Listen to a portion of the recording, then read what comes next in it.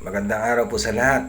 Bali sa hindi pa ito nila alam. Doon sa mga alam na di okay na po 'yun.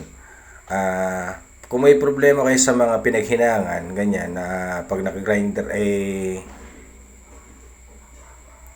magaspang pa at medyo may uka-uka ito lang po ang natutunan ko sa nakita ko rin ito sa mga nagagawa na gumagamit sila ng epoxy na yung A at B at hinalo nila tapos kuwan lang siya, kamay lang ang nilalagay.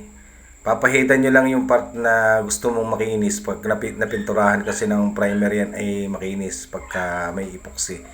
Yung mga hindi na ma-repair na pinag-weldingan. Bali, ganyan lang po ang gagawin. Lahat ng parte na hindi pantay ay lalagyan nyo lang para mamaya pagka napinis yan ay pantay na para maging pantay. Nakita ko kasi na madali lang palang gawin yun dahil hindi ko alam dahil natuto. Sabi ko, ibabahagi ko rin sa iba para malaman din ng iba na hindi pa ito nalalaman. Yung mga bago sa mga baguhang nagwi-welding para pagka ang project nyo ay mukhang magandang tingnan.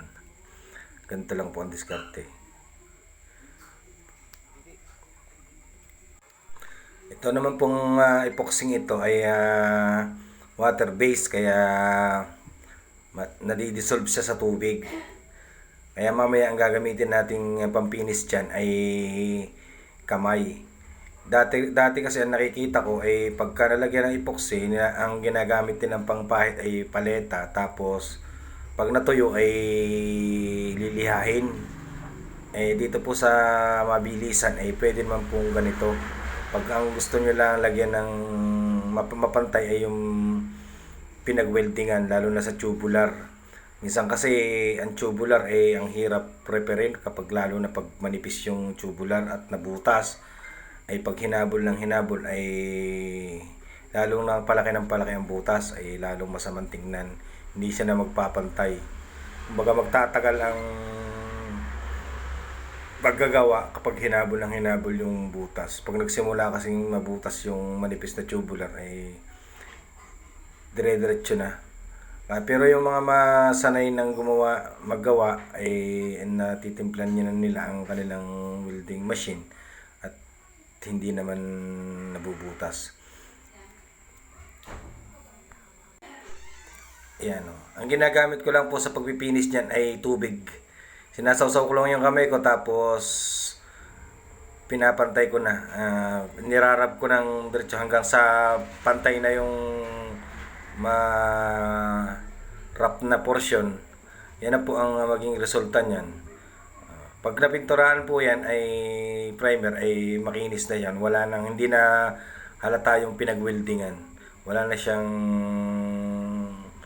gap na makikita dahil ito naman pong epoxy ay pag tumigas ay kuha na tuyo ay matigas. Yan po.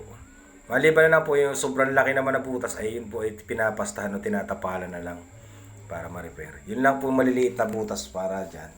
Total yung tubular naman ay plain na makinis na siya. Yan lang ang pwede kong maibahagi doon sa mga hindi pa na alam yung ganito. Lang po, epoxy lang po tapos tubig ang pantay at kamay lang. Okay na. Makinis naman po yan. Pantay naman ang kanyang maganda po pag tubig. Salamat po na marami.